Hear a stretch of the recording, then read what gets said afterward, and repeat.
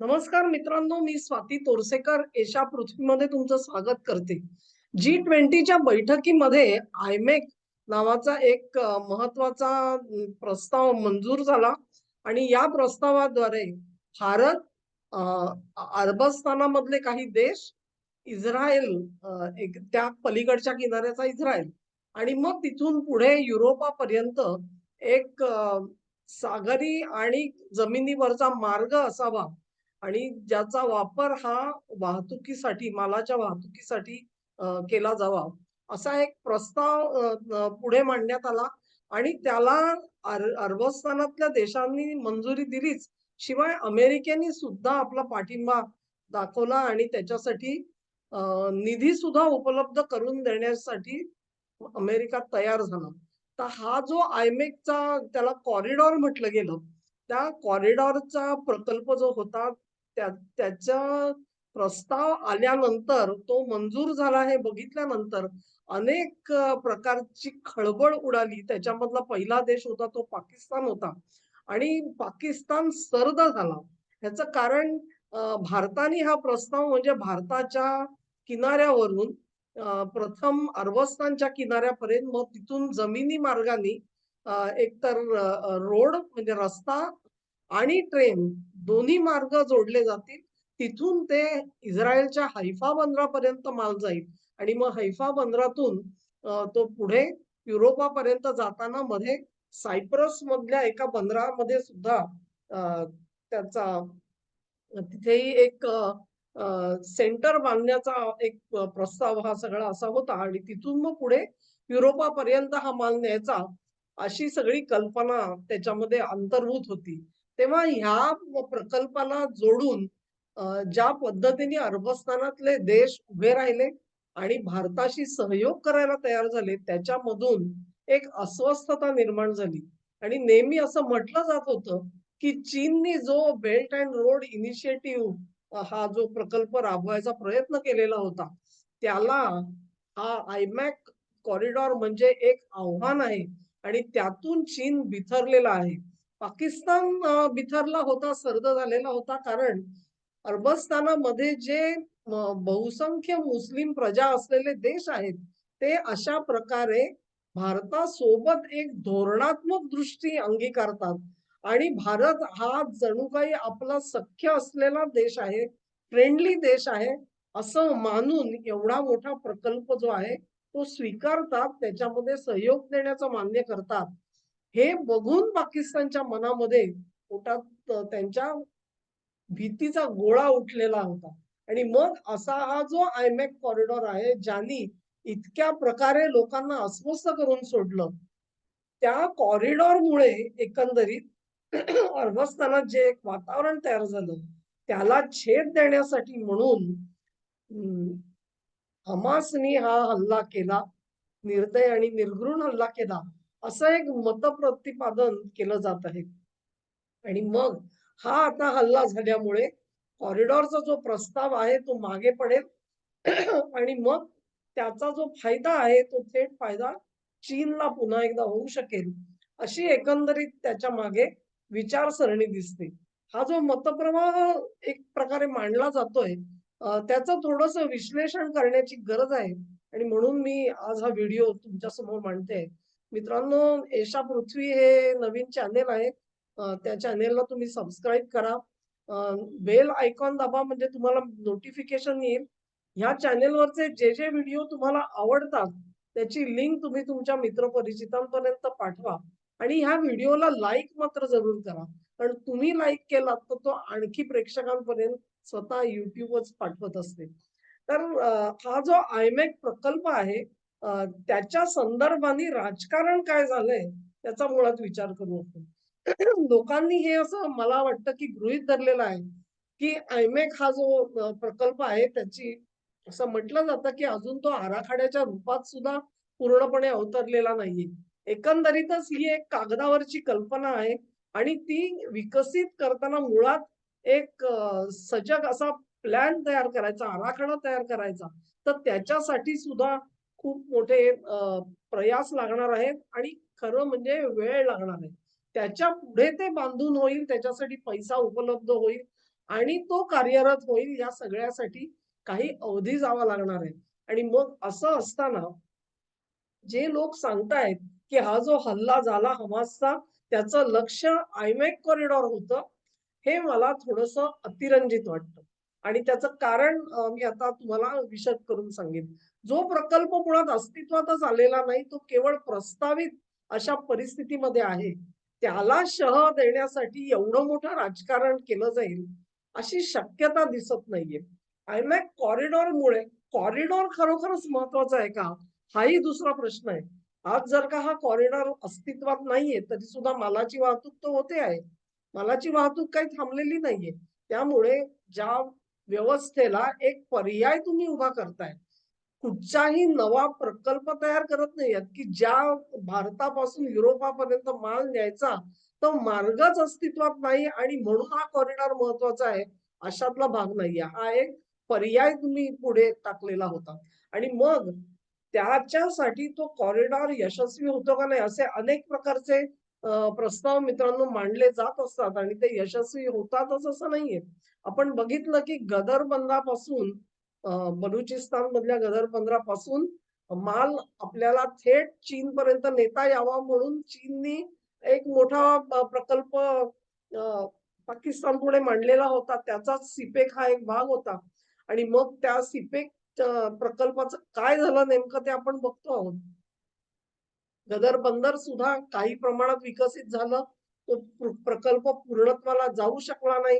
स्थानिक लोकांचा तिथे कसा विरोध होता आणि त्यांना त्याचे कुठलेही फायदे मिळणार नाहीत हे जेव्हा त्यांच्या लक्षात आलं, तेव्हा त्यांनी विरोध सुरू केला. तेव्हा अशा प्रकारच्या घटना या घडत असतात. कागदावरती प्रस्ताव असतो. तो म्हणून त्याला इतका प्रचंड विरोध होईल किंवा त्याच्यासाठी हल्ला होईल असं नसतं. एक कागदावरची कल्पना आणि वास्तव याच्यामध्ये फरक. अगदी साधा विचार करा तुम्ही, की तो नॉर्ड स्ट्रीम 2 हा तर ऑपरेशनल होता आणि तरी सुद्धा तो उडवल्यानंतर एवढी खळबळ उडालेली नव्हती. अमेरिकेने नॉर्ड स्ट्रीम 2 म्हणजे रशियातून जर्मनीपर्यंत तेल आणि गॅस आणण्यासाठी जो एक पर्यायी व्यवस्था तयार करण्याचा प्रयत्न झालेला होता, तोच मुळी पाण्यामध्ये बुडवून टाकला म्हटल्यानंतर काय कल्पना करा तुम्ही युरोपात काय झालं असेल. परंतु ह्याच्याने एवढं प्रचंड राजकारण बदलतं असं नाहीये. आयमॅक स्वतःहून तुम्ही म्हणाल तर तो आयमॅक महत्वाचा नाहीये. परंतु एक गोष्ट फार महत्वाची आहे. त्या आयमॅकच्या निमित्ताने भारत आणि मध्य पूर्व यांच्यामध्ये जे एक सामंजस्य तयार झालेलं आहे, जी एक सामायिक व्हिजन तयार झालेली आहे, ती व्हिजन महत्वाची आहे. ते सामंजस्य महत्वाचं आहे. आणि मग अशा प्रकारे हमासनी इस्रायलवर हल्ला केला म्हणून ते सामंजस्य बिघडणार आहे का? ती जी सामायिक व्हिजन आहे ती बिघडणार आहे का?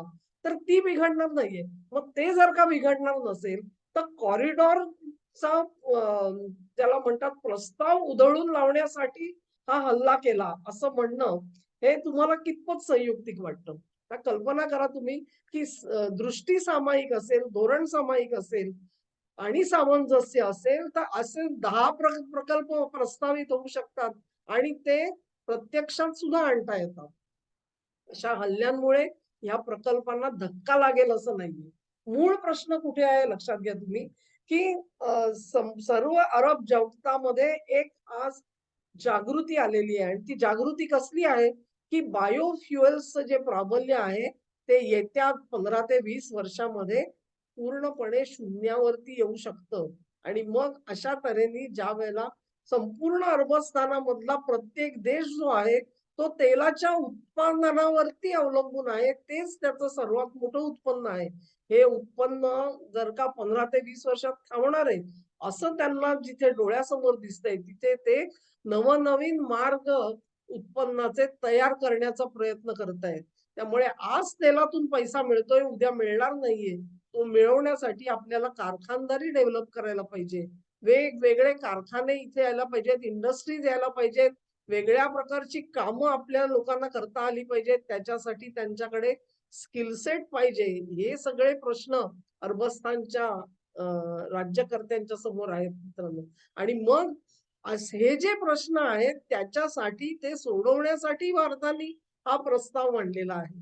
हा जो रस्ता जो जाणार होता, रेल्वे मार्ग जो जाणार होता, त्याच्या आसपास विकास घडून यावा, तिथे रोजगाराच्या संधी उपलब्ध व्हाव्यात आणि त्या तिथल्या स्थानिकांना मिळाव्यात, हा हेतू आहे. ह्या हेतूतून हा प्रस्ताव जर का मांडला गेला असेल, तर तो प्रस्ताव आहे म्हणून हल्ला झाला, हे म्हणणं बरोबर नाही. परंतु जे सामंजस्य तयार झालेलं आहे, ते उद्ध्वस्त करण्याचा प्रयत्न असा आपण म्हणू शकतो. हे सामंजस्य जाणार आहे का त्या हल्ल्यानी, ह्याचा जरूर विचार करा. आता असं आहे, की अरबस्थानामध्ये आयमॅक प्रकल्प जेव्हा आला, त्याच वेळेला काही अॅनालिस्टनी एक मत मांडलेलं होतं, की पॅलेस्टाईनचा प्रश्न ही अरबस्तानची सर्वात मोठी फॉल्ट लाईन आहे. मी ह्याच्यावरती थोडंफार बोललेली आहे एका व्हिडिओमध्ये. फॉल्ट लाईन म्हणजे काय? तर जिथे-जिथे ज्या भूप्रदेशामध्ये भूकंप होण्याची शक्यता असते, भूकंप प्रवण असा जो देश असतो, त्याची जी रेषा जाते, तिला म्हणतात फॉल्ट लाईन म्हणतात. भूकंप होतो म्हणजे काय होतं मित्रांनो? भूकंप झाला तर जिथे होतो तो प्रदेश सगळा उद्ध्वस्त होऊन जातो. सगळ्या इमारती जमीनदोस्त होतात. माणसं मरतात, जीवितहानी होते, जनावरं मरतात. होत्याचं नव्हतं होऊन जातं आणि मग त्या भूमीवरती पुन्हा एकदा डेव्हलपमेंटचे प्रयत्न करावे लागतात. त्याच्यानंतर माणूस तिथे पुन्हा राहायला अ, उत्सुक होतो. आणि मग हे जे उद्ध्वस्त होणं जे आहे, जमीनदोस्त होणं जे आहे, ते भूकंपामुळे होत असतं. आणि म्हणून पॅलेस्टाईनला भूकंप प्रवण रेषा का म्हटलेला आहे ह्याचा विचार करा, की पॅलेस्टाईनचा प्रश्न आला, की सगळं उद्ध्वस्त होऊन जातं. म्हणजे या एका देशाची जी काही भूमिका असेल, त्याचं परराष्ट्र धोरण असेल, एखाद्या प्रश्नावरची त्यांचं एक काही म्हणणं असेल, तर त्या म्हणण्याला हादरा देऊ शकेल, भूकंपासारखं उद्ध्वस्त करू शकेल असा जर कुठला प्रश्न असेल, तर तो पॅलेस्टाईनचा आहे. आणि मग अरबस्तान मधला एकही देश असं म्हणू शकत नाही, की पॅलेस्टाईनचा प्रश्न जो आहे तो न सोडवता अरबस्तानच्या विकासाची आम्ही कल्पना करू शकतो. ही गोष्ट अशक्य आहे आणि म्हणून पॅलेस्टाईनची जी भूकंपाची जी फॉल्ट लाईन आहे, ती फॉल्ट लाईन वापरली गेलेली आहे. कुठे? हमासच्या हल्ल्यामधून. ही खरी वस्तुस्थिती आहे. आणि मग ही जी फॉल्ट लाईन आहे, तिचा अर्थ समजून घ्या पुन्हा एकदा, की कुठला अरब देश आहे असं म्हणू शकतो का आज, की पॅलेस्टाईनच्या लोकांना त्यांचं स्वतःचं राष्ट्र असू नये, त्यांचं सार्वभौमत्व असायला पाहिजे, त्यांना स्वयंनिर्णयाचे हक्क असायला पाहिजेत, त्यांना स्वतःचा विकास करता यायला पाहिजे. ह्या बाबी एक तरी अरबस्थानामधला देश नाकारू शकतो का? आणि तो जर का नाकारू शकत नसेल, तर मग या हल्ल्यामधून त्यांनी भूमिका काय घ्यायची हे लक्षात घ्या. आणि म्हणून तुमच्या लक्षात येईल, की हल्ल्यानंतर अरबस्तानमधल्या देशांच्या आलेल्या प्रतिक्रिया ज्या आहेत, त्या अत्यंत बोलक्या आहेत. त्यांनी कुठेही असं म्हटलेलं नाहीये, की पॅलेस्टाईनच्या लोकांचे जे ॲस्पिरेशन आहे, त्यांच्या ज्या भावना आहेत, त्यांचे जे उद्देश आहेत, त्याचा कुठेही उपमर्द होता कामा नये आपल्या विधानातून, याची काळजी घेतली गेली आहे. परंतु त्याच जोडीला अशा प्रकारे हा जो प्रकल्प आहे त्याच्यासाठी पॅलेस्टाईनचा जो प्रश्न आहे सार्वभौमत्वाचा, त्याच्यासाठी जो मार्ग अंगीकारलाय हमासनी, त्याच्याशी मात्र आपण सहमत नाही आहोत. हे मात्र या देशांनी जरूर बोलून दाखवलेलं आहे. त्यामुळे तिथे घडलेला जो हिंसाचार आहे, तिथे घडलेले ज्या निर्घृण हत्या आहेत, त्या हत्यांशी आम्ही सोबत नाही आहोत, परंतु पॅलेस्टाईनचा प्रश्न मात्र सोडवला जावा. यालाच म्हणतात भूकंप मित्रांनो. कारण काय? तर ज्या प्रमाणामध्ये सौदी अरेबिया आणि इस्रायल एकत्र येऊ बघत होते, त्यांच्यामध्ये आज पुन्हा एकदा दरी निर्माण झालेली आहे. आणि मग जशी ती सौदी अरेबिया आणि याच्यामध्ये आहे, तशीच ती इतर देशांमध्ये आहे. तुमच्या एक लक्षात येईल, की युनायटेड अरब एमिरेट्स म्हणजे संयुक्त अरब अमिरातीनी मात्र डाउन राईट निषेध केलेला आहे हमासचा. डाउन राईट आणि इस्रायलच्या सोबत आपण असल्याचं स्पष्ट मत मांडलेलं आहे. त्यामुळे UAE हा त्याच्याही पुढे आहे. सौदीनी इतकी स्पष्ट भूमिका जाहीररित्या घेतलेली तुम्हाला दिसणार नाही. तेव्हा UAEला असं कुठेही वाटत नाही, की मी हमासचा निषेध केला म्हणून मी पॅलेस्टाईनच्या जनतेचा उपमर्द करतोय. हे जर का हे एक लक्षण असतं मित्रांनो, हे फार मोठी लक्षण आहे. आणि मग तो जो उपमर्द होईल त्या जनतेचा अशी भीती जी मनात आहे, त्याच्यामधून जाहीर भूमिका सौदीची जी आहे, ती वेगळी असलेली तुम्हाला दिसेल. हाच प्रश्न आहे पुन्हा एकदा याच इस्रायलच्या त्याचं अस्तित्व मिटवून टाकण्यासाठी सगळे अरब देश एकत्र आलेले होते आणि तिथे अनेक युद्ध झालेली तुम्हाला आठवत असतील. त्या अवस्थेपासून आज इस्रायलची साथ घ्यायची, त्यांच्या सोबत जाऊन अरबस्तानच्या विकासाचा विचार करायचा आणि एक सामायिक प्रकल्प उभा करायचा. ही जी सामायिक व्हिजन होती, सामंजस्य तयार झालेलं होतं, त्याच्यामध्ये खड्डा पडलेला आहे. मध्ये खड्डा पडलाय असं मी म्हणत नाही. कारण ही जर का सामायिक व्हिजन आहे, ती व्हिजनमध्ये जर का प्रश्न निर्माण झाले, तर एक आयमॅक नाही अशा 100 प्रस्ताव सुद्धा येऊ शकणार नाही. आणि मग हे जे देश आहेत त्यांना आज ठरवायचं आहे, की आपल्याला ह्या प्रकल्पाचं काय करायचं आहे. प्रकल्प सोडून देतील असं मला अजिबात वाटत नाही. कारण ज्या पद्धतीमध्ये सौदी अरेबिया असेल किंवा अन्य देश आहेत, ते ह्या सगळ्यामध्ये सामील झालेले आहेत. ते अशा एखाद्या दहशतवादी हल्ल्यामुळे हलणार आहेत असं नाहीये. एक मात्र गोष्ट खरी आहे, या दहशतवादी हल्ल्यामुळे जर का युद्ध पसरायला लागलं, तर त्याच्या पसाऱ्यामध्ये अरबस्थानामधले इतर देश जर का यायला लागले, तर मात्र परिस्थिती बदलली जाईल. आणि म्हणून जो गेम चेंजर म्हणतात, तो गेम चेंजर हा आयमॅक नाहीये. एकंदरीत अरबस्तान हा ऐक्य दाखवून एकत्र येण्याचा प्रयत्न करत होता, एका भूमिकेवर येत होता. संपूर्ण अरबस्तानच्या जनतेचं मिळून विकासाचं स्वप्न बघत होता. त्याच्यामध्ये खंड पडलेला आहे. तो उद्ध्वस्त करण्याचा प्रयत्न झालेला आहे. आणि हा उद्ध्वस्त करणारा जो देश आहे, तो तुम्हाला वरकरणी आज इराण आहे असं दिसू शकेल. इराण आहे असं दिसू शकेल. पण इराणच्या मागे पुन्हा हँडल कोणाचं आहे, ह्याचाही विचार करायला पाहिजे. तेव्हा इराण इराणनी जे काही घडवून आणलेलं आहे, त्याचा हेतू काय आहे, ह्याच्यावर जसा आपल्याला विचार करायचा आहे. आणि इराणचे जे हेतू आहेत ते खरोखरच साध्य होणार आहेत का? त्याला जे वाटलेलं होतं तशाच मार्गाने ही सगळी परिस्थिती जाईल, की मुळात इराणचंच नुकसान करून जाईल. त्यांनीच हात दाखवून अवलक्षण केलं म्हणतात, तशी बाब झालेली आहे. ह्याचा विचार करायचा आहे. माझ्या मते आयमॅक प्रकल्प जो आहे, त्याला इतकं वजन देऊ नका. परंतु जी सामायिक दृष्टी आहे, ती दृष्टी अरबस्तानमधले देश आज घालवायला तयार आहेत असं मला वाटत नाही. कारण ती मुळात जन्मली का? तर त्यांना 20 वर्षानंतरचं संकट आज दिसतंय. ते 20 वर्षानंतरचं संकट सोडून संकटातून बाहेर पडायचं असेल, तर त्यांना सामायिक दृष्टी हवी आहे आणि ती दृष्टी ते घालवायला इतक्या सहजासहजी तयार होणार नाहीत. आणि मग त्याच्यासाठी जे काही करावं लागेल ते पॅलेस्टाईनसाठी करायला ते तयार आहेत. पॅलेस्टाईन प्रश्नावरचा तोडगा काय असा प्रश्न तुम्ही मला विचारू शकाल. त्या तोडग्याबद्दल मी एक वेगळा व्हिडिओ करणार आहे कारण तो एक विस्तृत विषय आहे.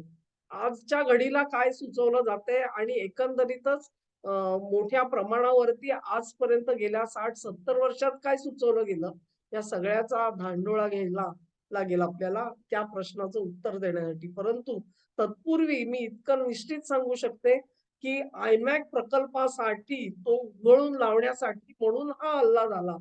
हे लॉजिक मला पटत नाही. मित्रांनो, हा व्हिडिओ तुम्हाला आवडला असेल अशी आशा करते. धन्यवाद.